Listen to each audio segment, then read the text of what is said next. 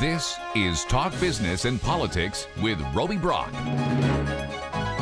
Welcome to today's Talk Business and Politics Daily. I'm Roby Brock. Thank you so much for tuning in. Today we are joined by Annie Holman. She's with CJRW, but she's been at SXSW, which we actually call South by, which is really South by Southwest. Yes. It's the big tech conference. Yes, in Austin. Welcome back. How was it?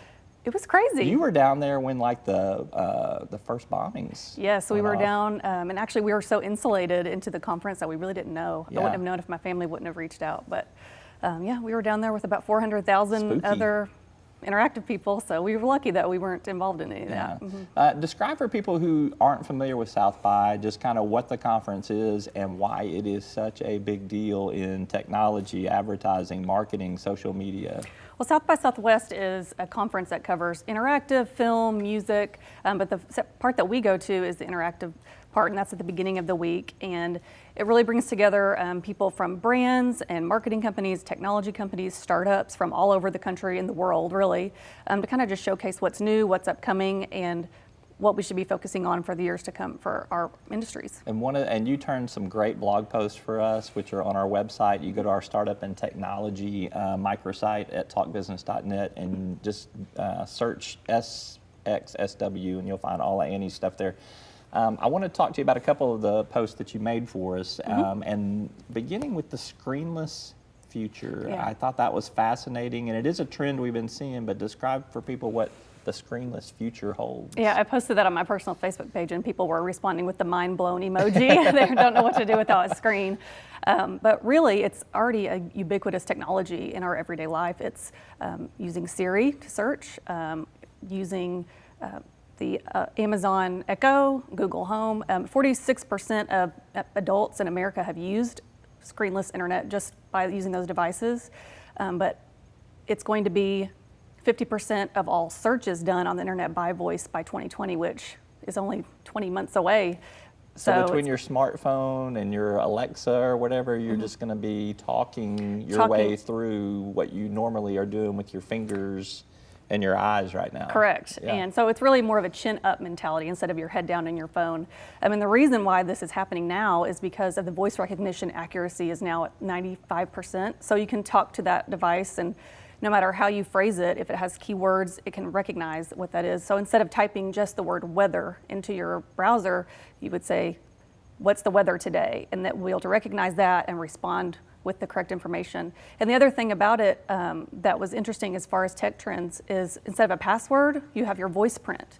So you might have a conversation with your device as a passcode instead of just entering a number. That's interesting. I hadn't thought about that, so that's pretty cool. Actually right now, Talk Business is on Alexa. We've been experimenting with that with some guys at the Little Rock Tech Park who are doing some of this kind of cool voice technology now. And so if you were to ask Alexa for Talk Business and Politics, it would pull it up for you 3 days a week right now. Yeah, that's great. That's great. And it's also kind of giving radio a new venue. The talk is about having pre-roll audio ads before that content, and that way you can get service advertising through that because of all of the activity that's going on. And you are on top of that trend because the voice app is going to be the mobile app of 2007. So that's kind of what everyone's moving toward. Right, everybody's creating these new, I don't think they're called apps, but that's the equivalent of what they are. Like a skill, a voice skill, yes. All right, well, we'll see. We're cutting edge here. Yeah, come on, give me some credit here. All right, another thing that you talked about and wrote about a lot was Facebook. I'm not going to ask you to pin down everything that Facebook did, but what were some of your big takeaways from where Facebook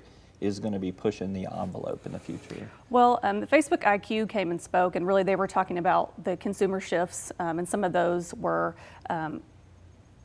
commerce, which is using mobile for commerce, and connectivity, communication. Everything is mobile first now. So using that app, using other apps as far as buying things, and also really collapsing that sales funnel. Think of one-click buying on Amazon right now. It's really just finding and purchasing immediately. So that's kind of where they're headed. We need more impulsive stuff on Facebook. I think that's what we need more. All right, you also wrote a post about what's next for advertising, and this is near and dear to your heart. Yes. I'm quite certain of that. Yes. It's near and dear to ours, as a lot of our revenue is pinned on advertising. What is next for advertising? Content. It was a huge thread throughout the entire conference, content and data, using good, high-quality content to reach your audience where they are, not where you think they should be, but where they are. So it's really about developing good content, especially with the Gen Z.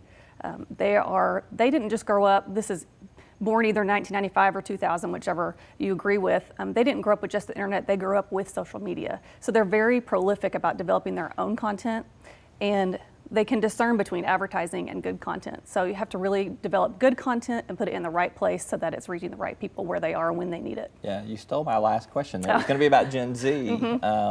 We've heard of Gen X, we've heard of Gen Y. Well, who is Gen Z? What are some of their traits? Well, Gen Z is at the point now where millennials were when we first started really bringing that into our lexicon. So they're born in either 95 or 2000, in between that time, and they are really focused on hedonism and FOMO, missing out on things, fear of missing out, in case, not everybody knows what FOMO means. Right. But they are really into video content and communicating with video, like GIFs and things like that. So they're more focused on mobile video and getting things right when they want it. All right, interesting stuff. You can catch all of Annie Holman's posts on talkbusiness.net. They're on your blog too, aren't yes, they? Yes, they're pushed out through CJRW.com. All right, she's with CJRW. Thank you so much, Annie. Thank Good to be with you. Good to see you, thanks. Thank you so much for tuning in. That's all for today's program. I'm Roby Brock. We'll see you next time.